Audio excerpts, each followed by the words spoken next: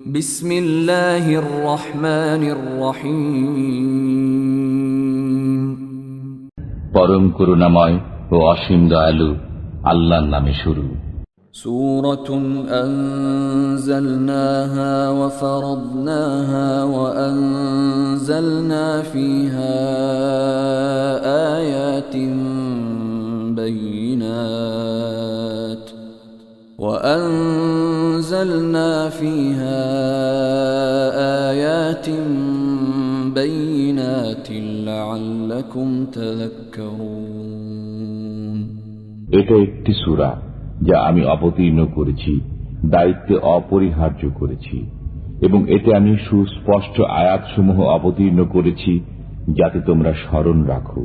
الزانية والزاني فاجلدوا كل واحد منهما 100 جلدة ولا تأخذكم بهما رأفة في دين الله إن كنتم تؤمنون بالله واليوم الآخر وليشهد عذابهما طائفة من المؤمنين। ব্যভিচারিণী নারী ও ব্যভিচারী পুরুষ তাদের প্রত্যেককে 100 করে কশাঘাত করো। আল্লাহর বিধান কার্যকরণে তাদের প্রতি যেন তোমাদের মনে দয়ার উদ্রেক না হয়, যদি তোমরা আল্লাহর প্রতি ও পরকালের প্রতি বিশ্বাসী হয়ে থাকো। মুমিনদের একটি দল যেন তাদের শাস্তি প্রত্যক্ষ করে। الزاني لا ينكح إلا زانية أو مشركة والزانية لا ينكحها إلا زان أو مشرك وحرم ذلك على المؤمنين। ব্যভিচারী পুরুষ কেবল ব্যভিচারিণী নারী অথবা মুশরিকা নারীকে বিয়ে করে এবং ব্যভিচারিণীকে কেবল ব্যভিচারী অথবা মুশরিক পুরুষই বিয়ে করে, এবং এদেরকে মুমিনদের জন্য হারাম করা হয়েছে। والذين يرمون المحصنات ثم لم يأتوا بأربعة شهداء فاجلدوهم 80 جلدة ولا تقبلوا لهم شهادة أبدا وأولئك هم الفاسقون। যারা সতীসাধ্যী নারীর প্রতি অপবাদ আরোপ করে অতঃপর স্বপক্ষে 4 জন পুরুষ সাক্ষী উপস্থিত করে না, তাদেরকে 80টি বেত্রাঘাত করবে এবং কখনো তাদের সাক্ষ্য কবুল করবে না। এরাই নাফরমান।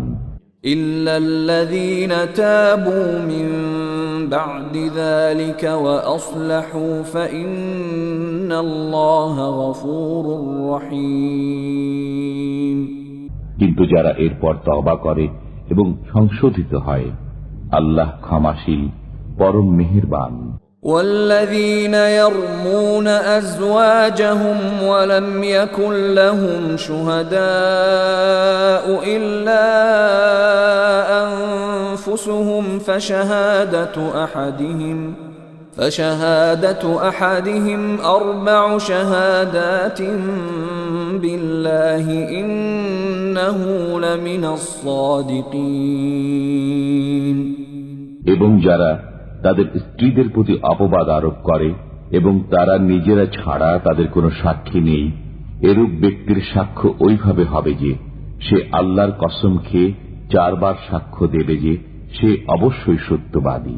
والخامسة أن لعنة الله عليه إن كان من الكاذبين। এবং 5ম বার বলবে যে যদি সে মিথ্যাবাদী হয় তবে তার উপর আল্লাহর লানত। ويدرأ عنها العذاب أن تشهد 4 شهادات بالله إنه لمن الكاذبين। এবং স্ত্রী শাস্তিরহিত হয়ে যাবে যদি সে আল্লাহর কসম খেয়ে 4 বার সাক্ষ্য দেয় যে তার স্বামী অবশ্যই মিথ্যাবাদী। والخامسة أن غضب الله عليها إن كان من الصادقين এবং পঞ্চমবার বলে যে যদি তার স্বামী সত্যবাদী হয় তবে তার উপর আল্লাহর গজব নেমে আসবে। ولولا فضل الله عليكم ورحمته وأن الله تواب حكيم তোমাদের প্রতি আল্লাহর অনুগ্রহ ও দয়া না থাকলে এবং আল্লাহ তওবা কবুলকারী প্রজ্ঞাময় না হলে কত কিছুই যে হয়ে যেত। إن الذين جاءوا بالإفك عصبة منكم لا تحسبوه شرا لكم بل هو خير لكم لكل امرئ منهم ما اكتسب من الإثم والذي تولى كبره منهم له عذاب عظيم যারা মিথ্যা অপবাদ রটনা করেছে তারা তোমাদের একটি দল। তোমরা একে নিজেদের জন্য খারাপ মনে করো না, বরং এটা তোমাদের জন্য মঙ্গলজনক। তাদের প্রত্যেকের জন্য ততটুকু আছে যতটুকু সে গুনাহ করেছে, এবং তাদের মধ্যে যে এ ব্যাপারে অগ্রণী ভূমিকা নিয়েছে তার জন্য রয়েছে বিরাট শাস্তি। لولا إذ سمعتموه ظن المؤمنون والمؤمنات بأنفسهم خيرا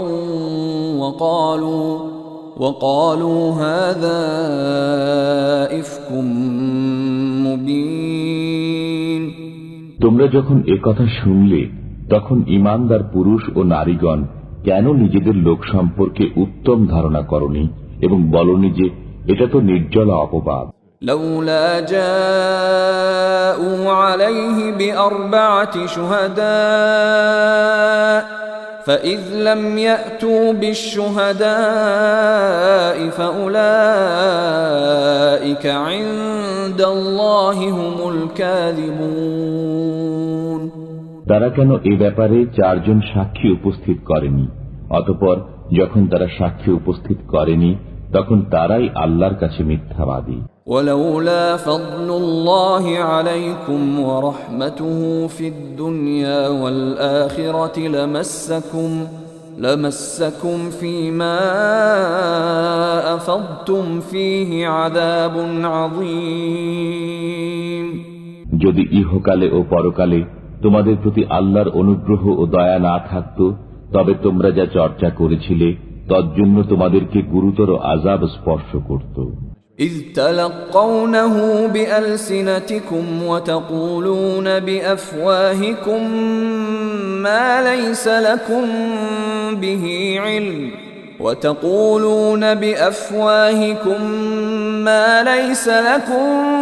به علم وتحسبونه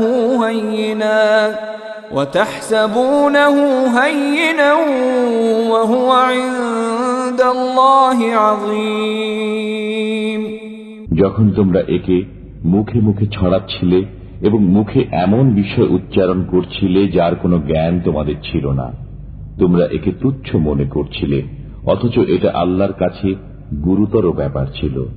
ولولا إذ سمعتموه قلتم ما يكون لنا أن نتكلم بهذا سبحانك هذا بهتان عظيم তোমরা যখন এ কথা শুনলে তখন কেন বললে না যে এ বিষয়ে কথা বলা আমাদের উচিত নয়?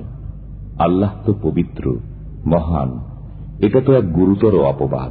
يعظكم الله أن تعودوا لمثله أبدا إن كنتم مؤمنين আল্লাহ তোমাদেরকে উপদেশ দিচ্ছেন, তোমরা যদি ঈমানদার হও তবে কখনো পুনরায় এ ধরনের আচরণের পুনরাবৃত্তি করো না। ويبين الله لكم الآيات والله عليم حكيم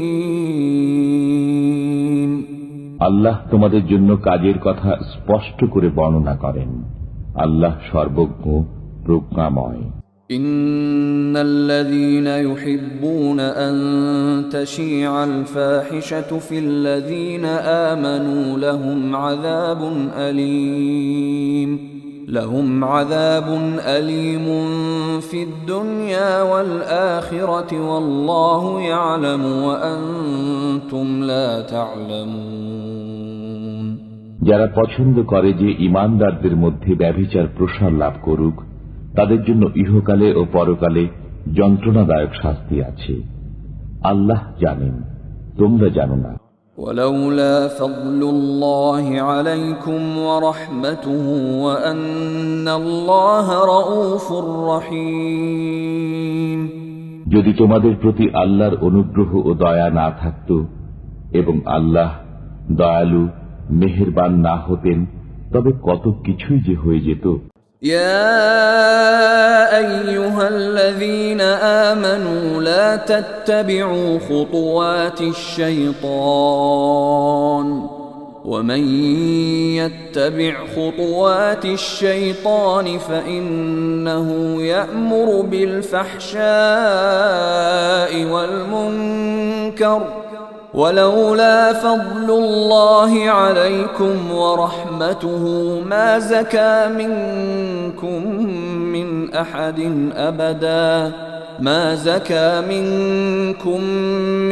أحد أبدا ولكن الله يزكي من يشاء والله سميع عليم। হে ঈমানদারগণ, তোমরা শয়তানের পদাঙ্ক অনুসরণ করো না। যে কেউ শয়তানের পদাঙ্ক অনুসরণ করবে, তখন তো শয়তান নির্লজ্জতা ও মন্দ কাজেরই আদেশ করবে। যদি আল্লাহর অনুগ্রহ ও দয়া তোমাদের প্রতি না থাকত, তবে তোমাদের কেউ কখনো পবিত্র হতে পারতে না। কিন্তু আল্লাহ যাকে ইচ্ছা পবিত্র করেন। আল্লাহ সবকিছু শোনেন, জানেন।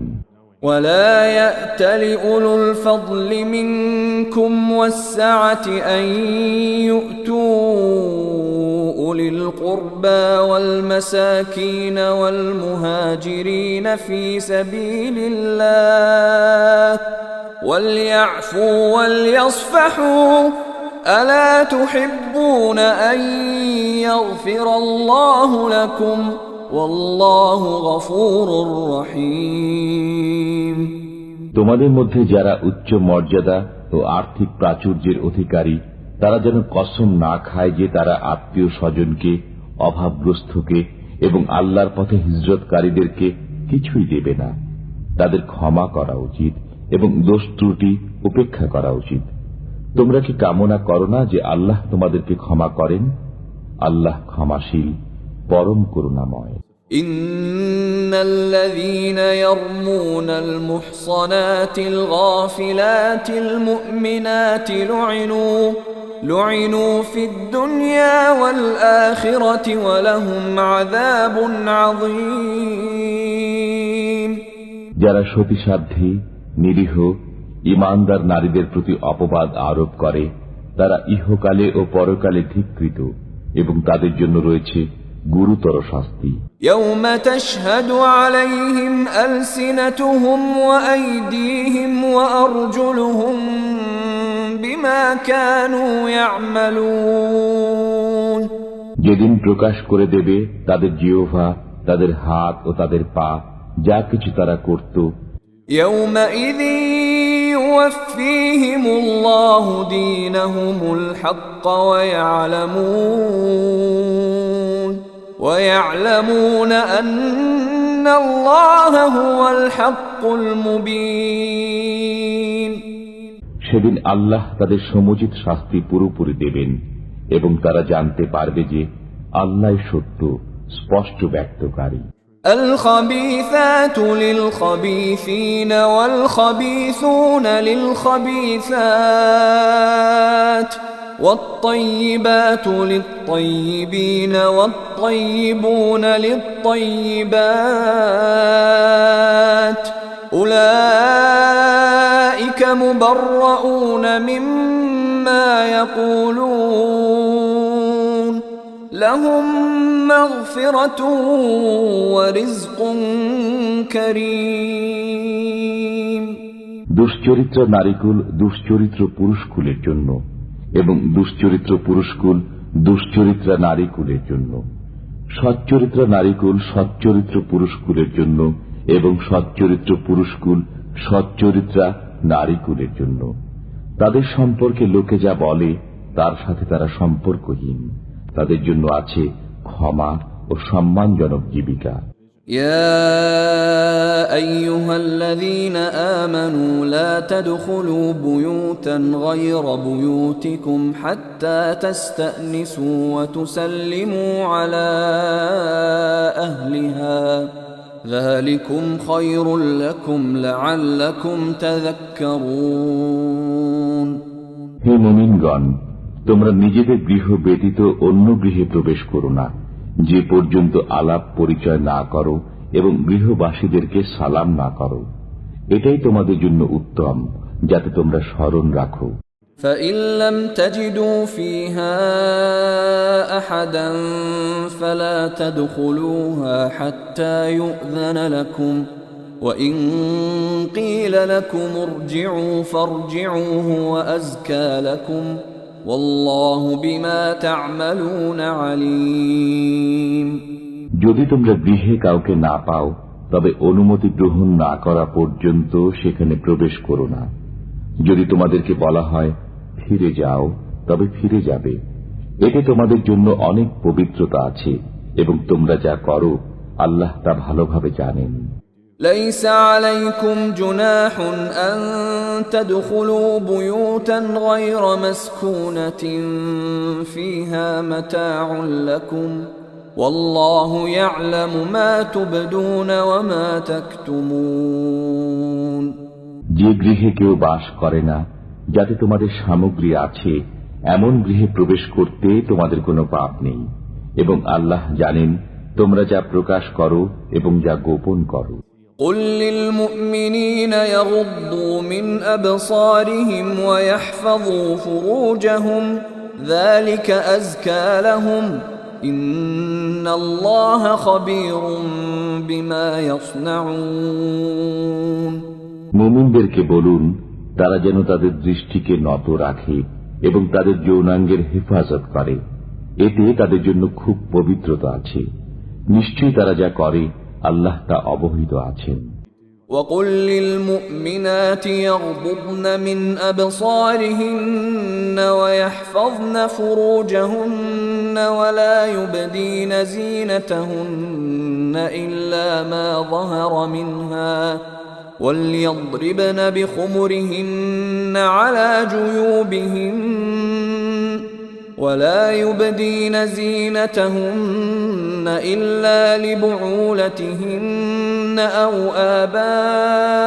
آبائهن أو آباء بعولتهن أو أبنائهن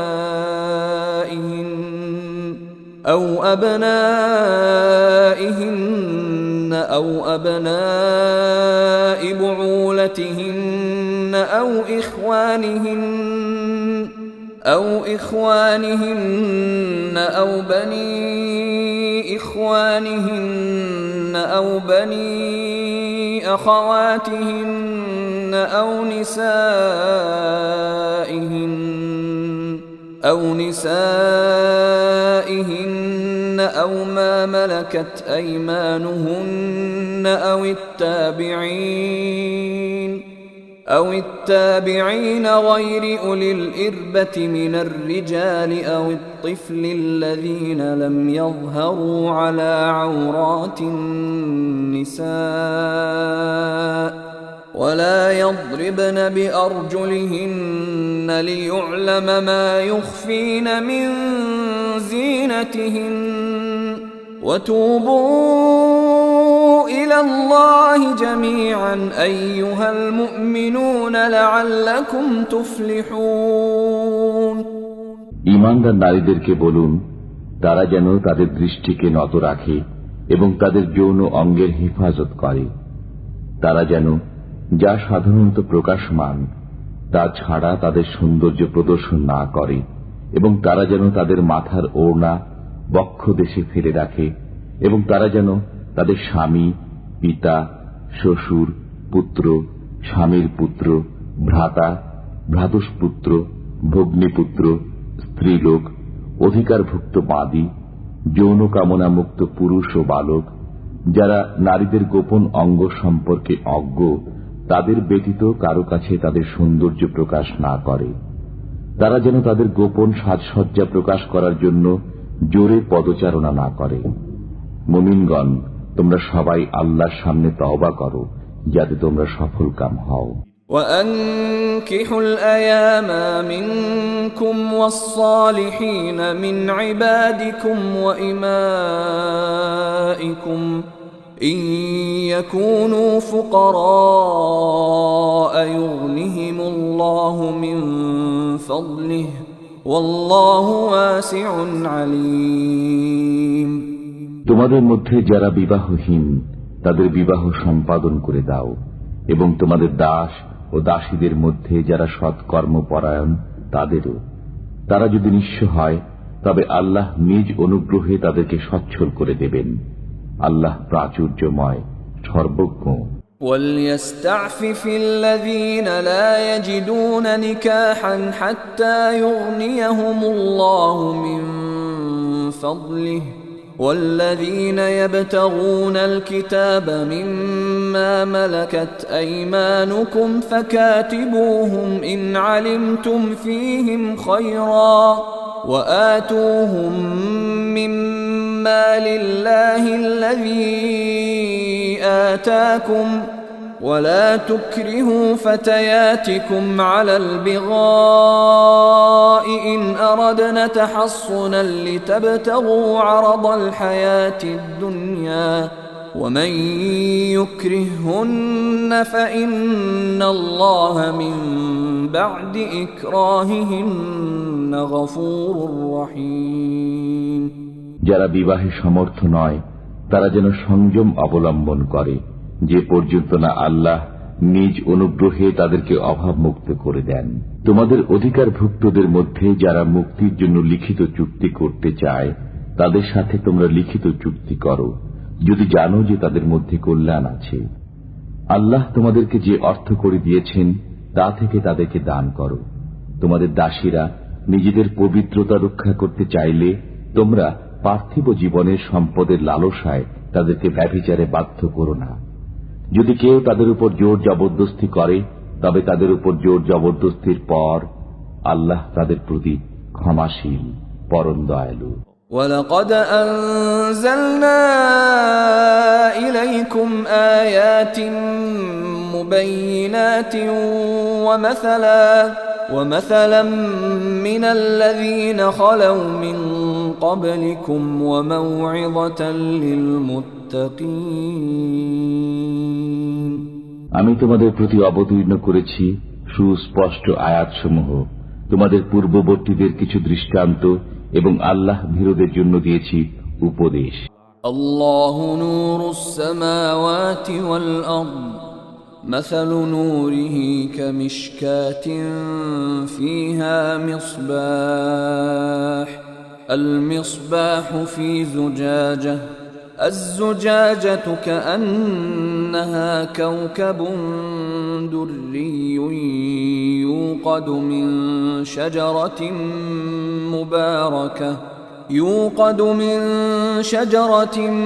مباركة زيتونة لا شرقية ولا غربية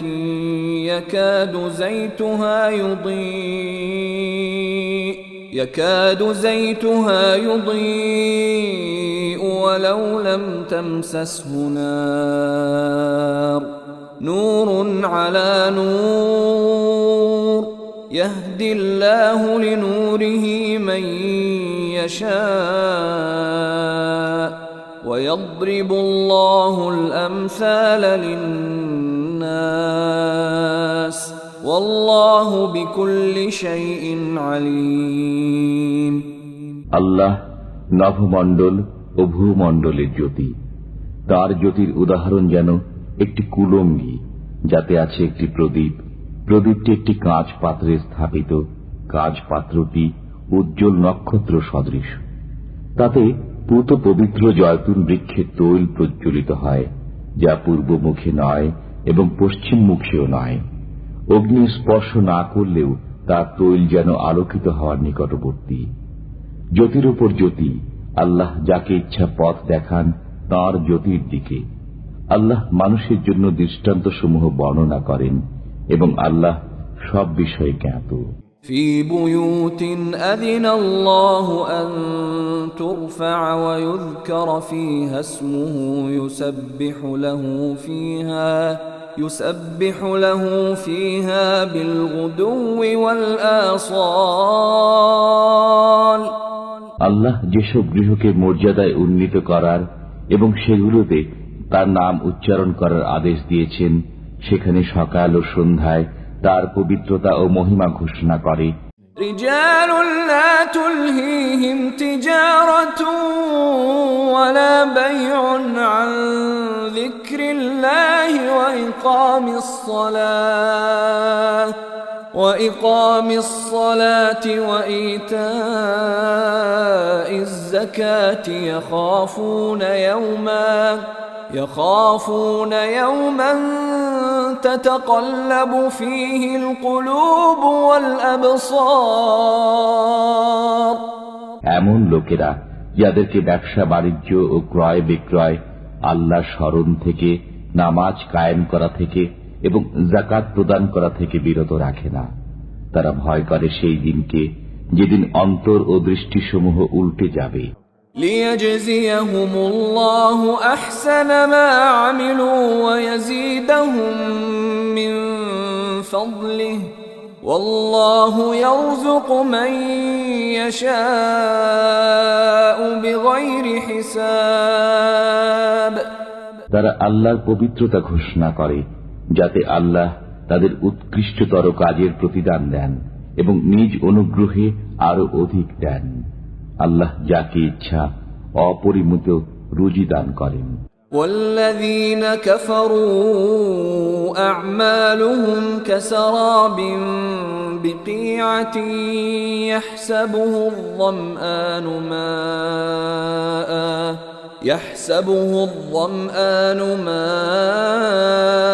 حتى إذا جاءه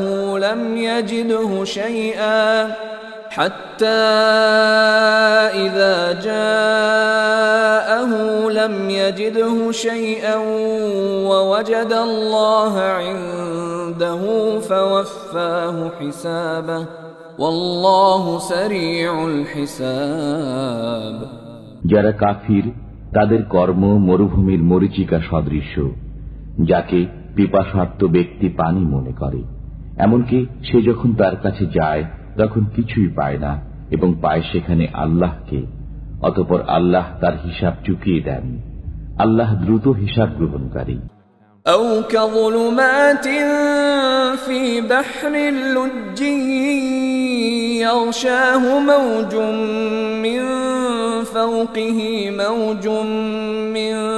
فوقه سحاب ظلمات بعضها فوق بعض إذا أخرج يده لم يكد يراها ومن لم يجعل الله له نورا فما له من نور।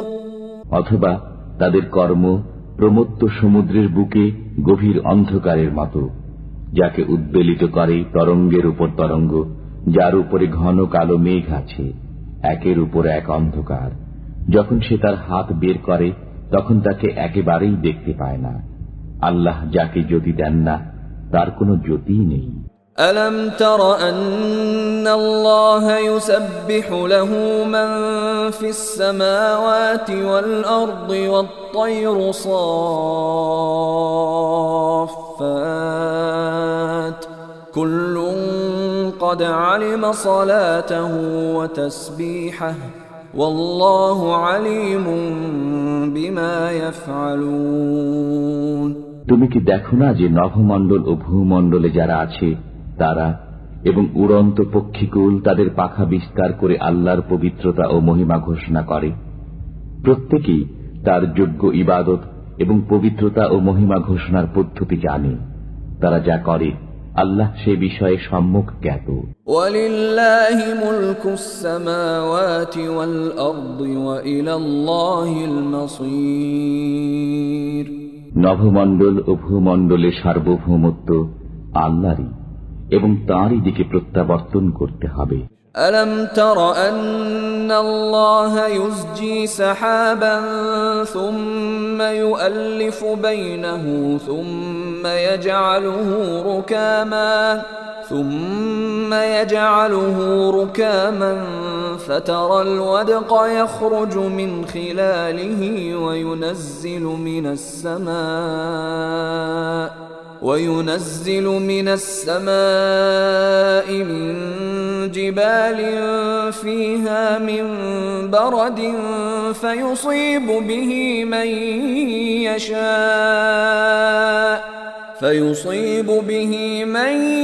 يشاء ويصرفه عن من يشاء يكاد سنا برقه يذهب بالأبصار। তুমি কি দেখো না যে আল্লাহ মেঘমালাকে সঞ্চালিত করেন, অতঃপর তাকে পুঞ্জীভূত করেন, অতঃপর তাকে স্তরে স্তরে রাখেন, অতঃপর তুমি দেখো যে তার মধ্য থেকে বারিধারা নির্গত হয়। তিনি আকাশস্থিত শিলাস্তূপ থেকে শিলা বর্ষণ করেন এবং তা দ্বারা যাকে ইচ্ছা আঘাত করেন এবং যার কাছ থেকে ইচ্ছা তা অন্যদিকে ফিরিয়ে দেন। তার বিদ্যুৎ ঝলক দৃষ্টিশক্তি যেন বিলীন করে দিতে চায়। ইউকাল্লিবুল্লাহু আল-লাইলা ওয়ান-নাহার ইন্না ফী যালিকা লা'iবরাতান লিউলিল আবসার। আল্লাহ দিন ও রাত্রির পরিবর্তন ঘটান, এতে অন্তর্দৃষ্টি সম্পন্ন গণের জন্য চিন্তার উপকরণ রয়েছে। ওয়াল্লাহু খালাকা কুল্লা দাব্বাতিন মিন মা ফামিনহুম মান ইয়ামশি আলা বাতনিহি ওয়া মিনহুম মান ইয়ামশি আলা রিজলাইনি ওয়া মিনহুম মান ইয়ামশি আলা আরবা'। يخلق الله ما يشاء إن الله على كل شيء قدير। আল্লাহ প্রত্যেক চলন্ত জীবকে পানি দ্বারা সৃষ্টি করেছেন। তাদের কতক বুকে ভর দিয়ে চলে, কতক দুই পায়ে ভর দিয়ে চলে এবং কতক চার পায়ে ভর দিয়ে চলে। আল্লাহ যা ইচ্ছা সৃষ্টি করেন, নিশ্চয়ই আল্লাহ সবকিছু করতে সক্ষম। لقد أنزلنا آيات مبينات والله يهدي من يشاء إلى صراط مستقيم। আমি তো সুস্পষ্ট আয়াতসমূহ অবতীর্ণ করেছি। আল্লাহ যাকে ইচ্ছা সরল পথে পরিচালনা করেন। ويقولون آمنا بالله وبالرسول وأطعنا ثم يتولى فريق منهم من بعد ذلك وما أولئك بالمؤمنين। তারা বলে, আমরা আল্লাহ ও রসুলের প্রতি বিশ্বাস স্থাপন করেছি এবং আনুগত্য করি, কিন্তু অতঃপর তাদের এক দল মুখ ফিরিয়ে নেয় এবং তারা বিশ্বাসী নয়। وَإِذَا دُعُوا إِلَى اللَّهِ وَرَسُولِهِ لِيَحْكُمَ بَيْنَهُمْ إِذَا فَرِيقٌ مِّنْهُمْ مُعْرِضُونَ। তাদের মধ্যে ফয়সালা করার জন্য যখন তাদেরকে আল্লাহ ও রসুলের দিকে আহ্বান করা হয়, তখন তাদের এক দল মুখ ফিরিয়ে নেয়। وَإِن يَكُن لَّهُمُ الْحَقُّ يَأْتُوا إِلَيْهِ مُذْعِنِينَ। সত্য তাদের সপক্ষে হলে তারা বিনীতভাবে রাসূলের কাছে ছুটে আসে। أفي قلوبهم مرض أم ارتابوا أم يخافون أن يحيف الله عليهم ورسوله بل أولئك هم الظالمون তাদের অন্তরে রোগ আছে, না তারা ধোঁকায় পড়ে আছে, না তারা ভয় করে যে আল্লাহ ও তার রাসূল তাদের প্রতি অবিচার করবেন, বরং তারাই তো অবিচারকারী। إنما كان قول المؤمنين إذا دعوا إلى الله ورسوله ليحكم بينهم أن يقولوا سمعنا وأطعنا وأولئك هم المفلحون মুমিনদের বক্তব্য কেবল এ কথাই, যখন তাদের মধ্যে ফয়সালা করার জন্য আল্লাহ ও তাঁর রাসূলের দিকে তাদেরকে আহ্বান করা হয়, তখন তারা বলে, আমরা শুনলাম ও আদেশ মান্য করলাম, তারাই সফলকাম। ومن يطع الله ورسوله ويخشى الله ويتقه فأولئك هم الفائزون যারা আল্লাহ ও তার রাসূলের আনুগত্য করে, আল্লাহকে ভয় করে এবং তার শাস্তি থেকে বেঁচে থাকে, তারাই কৃতকামী। وأقسموا بالله جهد أيمانهم لئن أمرتهم ليخرجن قل لا تقسموا طاعة معروفة إن الله خبير بما تعملون তারা দৃঢ়ভাবে আল্লাহর কসম খেয়ে বলে যে আপনি তাদেরকে আদেশ করলে তারা সবকিছু ছেড়ে বের হবেই। বলুন, তোমরা কসম খেও না, নিয়ম অনুযায়ী তোমাদের আনুগত্য, তোমরা যা কিছু করো নিশ্চয় আল্লাহ সে বিষয়ে জ্ঞাত। قل أطيعوا الله وأطيعوا الرسول فإن تولوا فإنما عليه ما حمل وعليكم ما حملتم وإن تطيعوه تهتدوا وما على الرسول إلا البلاغ المبين বলুন, আল্লাহর আনুগত্য করো এবং রাসূলের আনুগত্য করো, অতঃপর যদি তোমরা মুখ ফিরিয়ে নাও তবে তার উপর ন্যস্ত দায়িত্বের জন্য সে দায়ী এবং তোমাদের উপর ন্যস্ত দায়িত্বের জন্য তোমরা দায়ী। তোমরা যদি তার আনুগত্য করো তবে সৎ পথ পাবে। রাসূলের দায়িত্ব তো কেবল সুস্পষ্ট রূপে পৌঁছিয়ে দেওয়া। وعد الله الذين آمنوا منكم وعملوا الصالحات ليستخلفنهم في الأرض كما استخلف الذين من قبلهم وليمكنن لهم دينهم الذي ارتضى لهم وليبدلنهم من بعد خوفهم أمنا يعبدونني لا يشركون بي شيئا ومن كفر بعد ذلك فأولئك هم الفاسقون তোমাদের মধ্যে যারা বিশ্বাস স্থাপন করে ও সৎকর্ম করে, আল্লাহ তাদেরকে ওয়াদা দিয়েছেন যে তাদেরকে অবশ্যই পৃথিবীতে শাসন কর্তৃত্ব দান করবেন, যেমন তিনি শাসন কর্তৃত্ব দান করেছেন তাদের পূর্ববর্তীদেরকে, এবং তিনি অবশ্যই সুদৃঢ় করবেন তাদের ধর্মকে, যা তিনি তাদের জন্য পছন্দ করেছেন, এবং তাদের ভয়ভীতির পরিবর্তে অবশ্যই তাদেরকে শান্তি দান করবেন। তারা আমার ইবাদত করবে এবং আমার সাথে কাউকে শরীক করবে না। এরপর যারা অকৃতজ্ঞ হবে তারাই অবাধ্য। وَأَقِيمُوا الصَّلَاةَ وَآتُوا الزَّكَاةَ وَأَطِيعُوا الرَّسُولَ لَعَلَّكُمْ تُرْحَمُونَ নামাজ কায়েম করো, যাকাত প্রদান করো এবং রাসূলের আনুগত্য করো, যাতে তোমরা অনুগ্রহ প্রাপ্ত হও।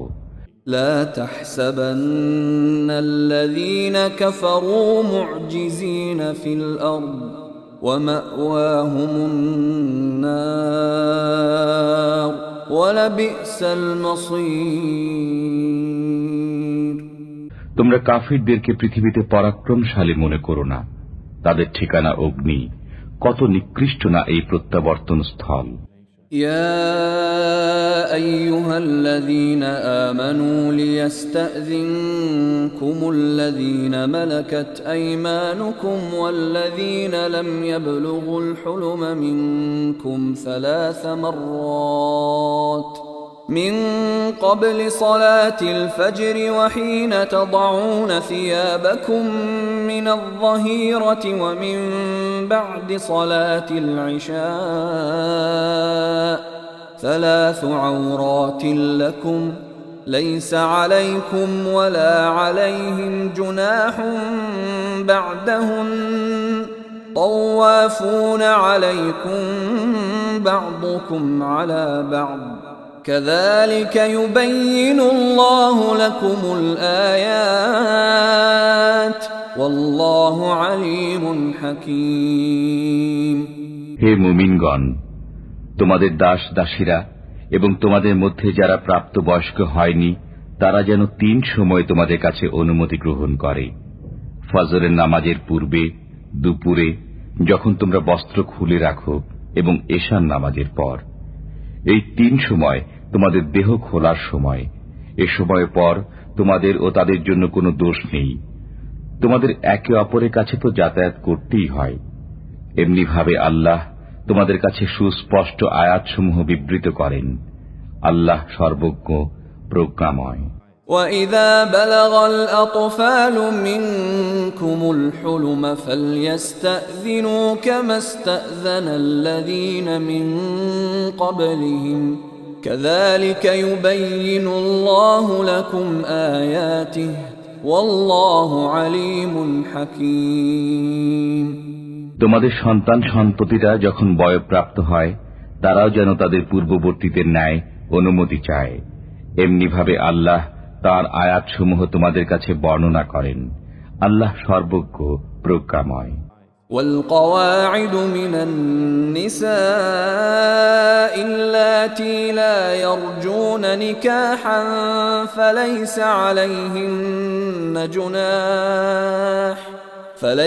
عليهن جناح أن يضعن ثيابهن غير متبرجات بزينة وأن يستعففن خير لهم والله سميع عليم বৃদ্ধা নারী যারা বিবাহের আশা রাখে না, যদি তারা তাদের সৌন্দর্য প্রকাশ না করে তাদের বস্ত্র খুলে রাখে, তাদের জন্য দোষ নেই, তবে এ থেকে বিরত থাকাই তাদের জন্য উত্তম।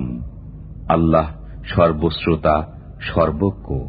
ليس على الأعمى حرج ولا على الأعرج حرج ولا على المريض حرج ولا على